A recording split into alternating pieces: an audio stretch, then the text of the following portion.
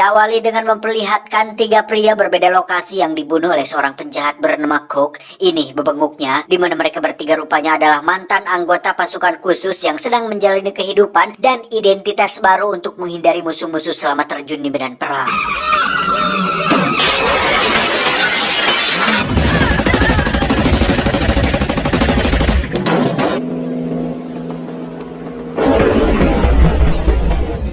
Dan kisah akan berfokus pada pemimpin mereka, yakni John Matrix, seorang pria berotot berpangkat kolonel yang juga memiliki identitas baru, hidup berdua dengan putri kesayangannya bernama Jenny di sebuah kota kecil yang jauh dari hiruk-pikuk perkotaan.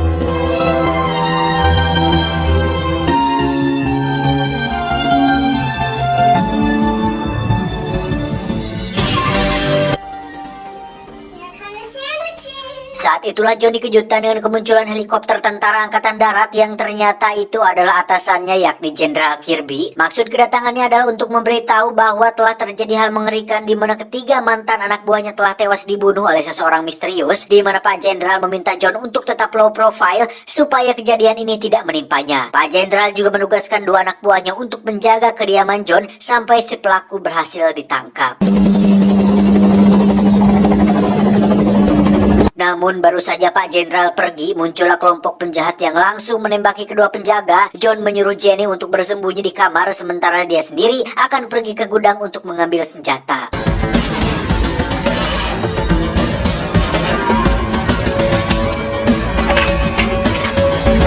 Ketika John kembali, dia langsung direwaskan dengan kematian si penjaga, disusul dengan satu perwakilan penjahat yang mengatakan bahwa rekan-rekannya telah membawa Jenny pergi, dan apabila John ingin anaknya tetap hidup, maka John harus menuruti semua perkataannya. Your daughter's safe, Colonel. Whether she stays that way is up to you. Alih-alih ingin sok berkuasa dan mengintimidasi, si wakil itu pun harus mati dengan bayaran kecil karena mati duluan, di mana John langsung pergi ke mobilnya untuk mengejar mereka. Namun karena mesinnya sudah dirontokkan, John pun mendorong mobil tersebut, menaikinya dan mengejar para penjahat itu dengan menggulutukan mobilnya. He's coming at us. No brakes. John pun dikusruk hingga mobilnya meledak. Sempat terjadi pertarungan dengan beberapa penjahat bersenjata. John akhirnya berhasil dilumpuhkan. Yang betapa terkejutnya John saat melihat salah satu dari mereka ternyata adalah mantan anak buahnya bernama Bennett. Ini bebenguknya yang dianggap telah mati di adegan kapal di awal tadi. Payday. John pun dibawa ke hadapan pemimpin para penjahat ini. Dia bernama Arius, seorang mantan diktator kejam Amerika Selatan yang telah melakukan banyak sekali kejahatan kemanusiaan, di mana Arius memiliki sebuah ambisi untuk menjadi seorang presiden di sebuah negara fiktif bernama negara Palparde. Karena John kenal dekat dengan Presiden Palperde, maka Arius meminta John untuk membunuhnya, yang jika menolak melakukannya, maka Jenny putrinya akan mati, sehingga John tidak memiliki pilihan lain selain melakukan apa yang diminta oleh Arius. If you kill President Velasquez, I will send her back to you. Tiba di bandara, John masih penasaran dengan alasan kenapa Bennett berkhianat, di mana Bennett mengatakan bahwa Arius telah membayar mahal untuk ini. Ditambah Bennett memiliki dendam pribadi kepada John yang telah memecatnya dan membuat Bennett harus menjadi seorang nelayan dengan pendapatan kecil yang tidak menentu. I'll be back, Bennett.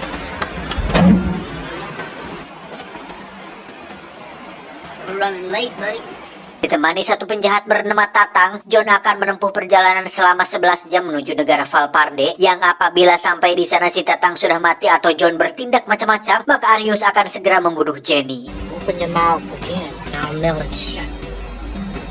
Di situ juga ada seorang penjahat yang mengawasi keberangkatan mereka. Dia bernama Ujang. Ujang bertugas untuk melaporkan pemberangkatan ini dan terus mengawasi sampai pesawat berhasil lepas landas.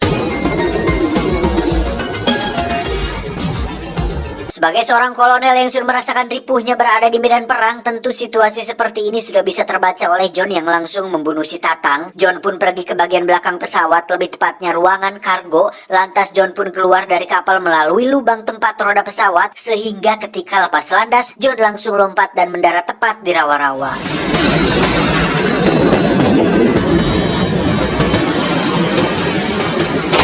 John memiliki waktu 11 jam sebelum Arius menyadari jika dia tidak berangkat, sehingga dengan waktu sesingkat itu, John harus segera mengetahui lokasi tempat Jenny disekap dan menyelamatkannya sebelum semuanya terlambat.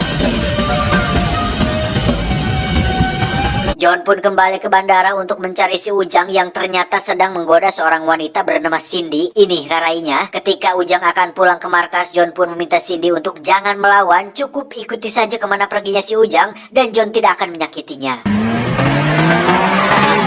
Follow him. Don't get offended by this question, but are you gonna kill me or something?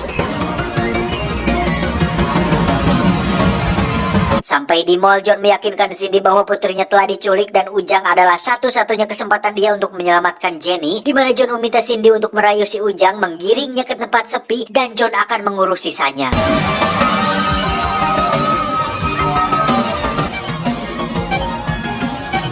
Wajar jika Cindy tidak percaya dengan John yang notabene adalah orang asing, di mana Cindy segera melaporkan John kepada security mall bahwa ada orang ODGJ berbadan besar yang cukup berbahaya. Saat itulah John langsung sadar jika Cindy tidak bisa menjaga amanah, yang ketika John sedang gelut melawan para satpam, Ujang pun langsung berlari menuju wartel untuk melaporkan hal ini kepada Arius. Lantas John pun mengejarnya, merusak kotak telepon, menumbangkan 10 satpam sekaligus, dan kembali harus mengejar si Ujang di jalan raya.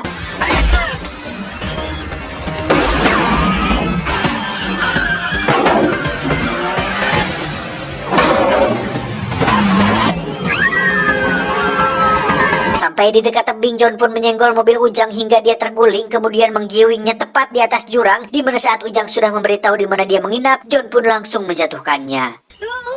Remember Sally when I promised to kill you last?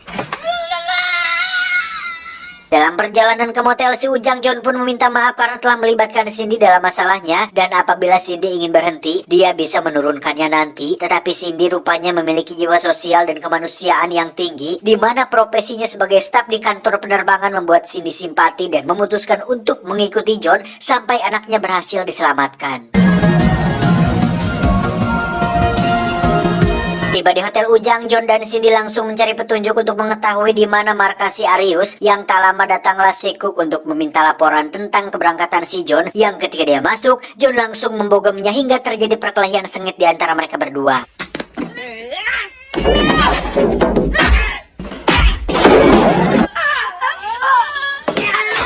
Cook pun tewas tertusuk patahan kayu pintu. John dan Cindy segera memeriksa dashboard mobilnya dan menemukan surat pengisian bahan bakar pesawat, yang dengan profesinya sebagai staf penerbangan membuat Cindy bisa langsung mengetahui jika lokasi markas Arius berada di sebuah pulau yang harus menggunakan pesawat untuk bisa sampai di sana. Was refueled at pump station 32, Pacific Pier, at San Pedro.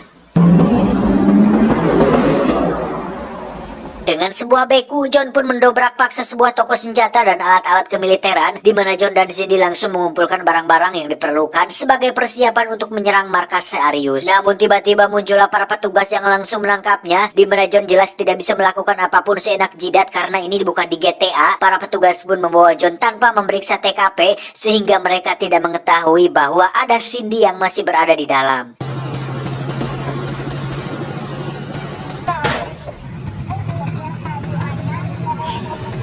Saat dalam perjalanan ke kantor polisi, Cindy pun menggoda para petugas tersebut yang membuat mereka kehilangan konsentrasi. Lantas Cindy menghentikan mobilnya, mengeluarkan roket launcher, dan hanya bermodalkan buku pedoman, Cindy pun menembakkan roketnya yang langsung membuat mobil polisi meledak.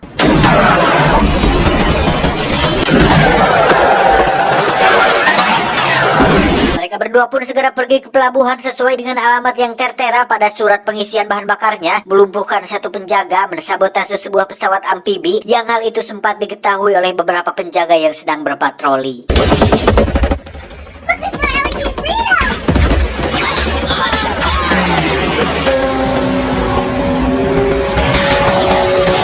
Ketika sudah lepas landas, mereka pun dihubungi oleh pusat angkatan udara yang menyuruh John untuk tidak memasuki kawasan larangan terbang, di mana Cindy lagi-lagi memberikan kontribusi dengan menurunkan pesawatnya dekat dengan permukaan air sehingga pesawat tidak bisa tertangkap oleh radar.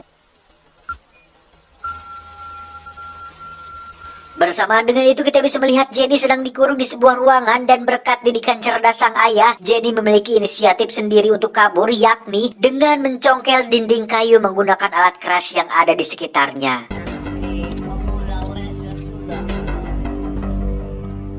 Bennett sendiri nampak sedang geleh melihat pasukan tentara si Arius yang legeg atau sok jagoan petantang petenteng seolah pernah terjun langsung ke medan perang, di mana Bennett langsung bersombong diri kepada Arius bahwa pasukannya sangat tidak worth it sekali. They made me laugh. If Matrix was here, he'd laugh too. Bennett pun langsung menceritakan pengalaman dirinya dan John yang bisa membunuh puluhan bahkan ratusan musuh dalam sekejap, yang hal itu justru membuka tentang tabir kelemahannya sendiri, di mana Arius akhirnya sadar jika alasan Bennett berkhianat adalah karena terobsesi dengan sosok John yang lebih hebat darinya, yang kesempatan ini digunakan Bennett sebagai ajang untuk unjuk gigi bahwasannya dia merasa lebih jago, hebat, tangguh, dan lebih cerdas daripada si John IQ 7. You are afraid of Matrix. Of course. Dengan peta yang dia temukan di dashboard Cook, mereka pun akhirnya sampai di pulau yang dituju. Cindy disuruh untuk menunggu di pesawat dan menghubungi Jenderal Kirby, sementara John akan mengakhiri ini semua dengan menghancurkan markas si Arius demi hanya untuk menyelamatkan putri tercintanya.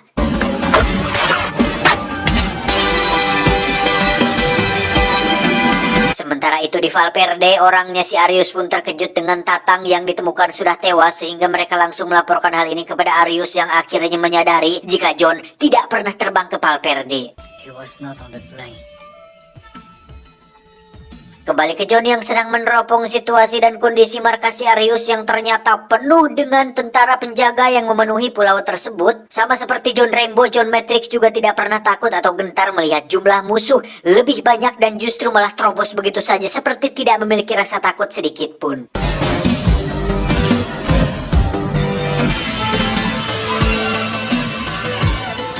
Tanpa membuang waktu atau ngefront di semak-semak, John langsung melumpuhkan satu persatu penjagaan, di mana John juga sudah menaruh peledak kendali jarak jauh di setiap bangunan untuk meledakkan mereka semua sekaligus.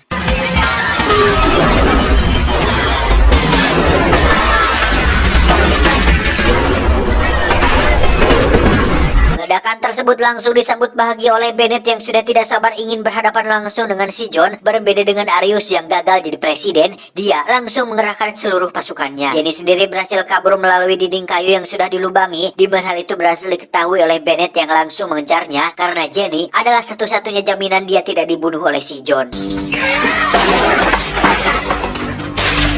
Kembali ke John yang semakin membabi buta dengan roket launcher dan senjata berkaliber besar. John membantai puluhan pasukan sendirian yang sejago-jagonya si John, dia tetap terkena tembakan juga.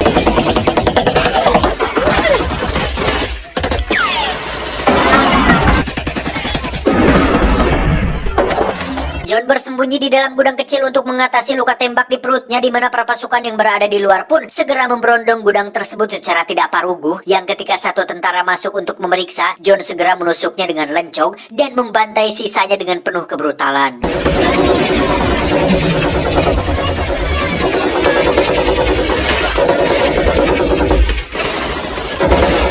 Setelah membantai seluruh pasukan, John pun masuk ke dalam rumah yang di situ ada Arius yang sudah menunggu. Terjadi baku tembak kecil-kecilan dan Arius sangat mudah sekali untuk dikalahkan.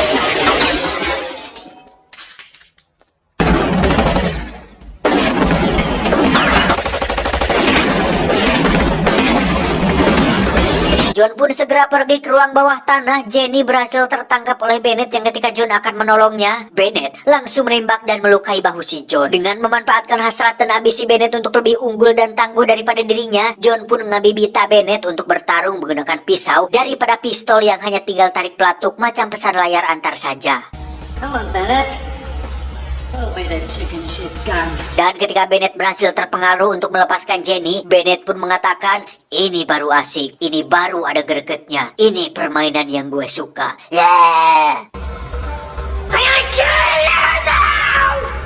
Terlibat permainan pisau yang membuat John kembali terluka, dilanjutkan dengan tangan kosong yang lagi-lagi John agak sedikit kesulitan melawannya. Dan ketika Bennett kalah, dia pun curang dengan mengeluarkan pistol simpanannya yang saat itu juga John segera mematahkan pipa, lalu melemparkannya yang membuat si Bennett tewas saat itu juga.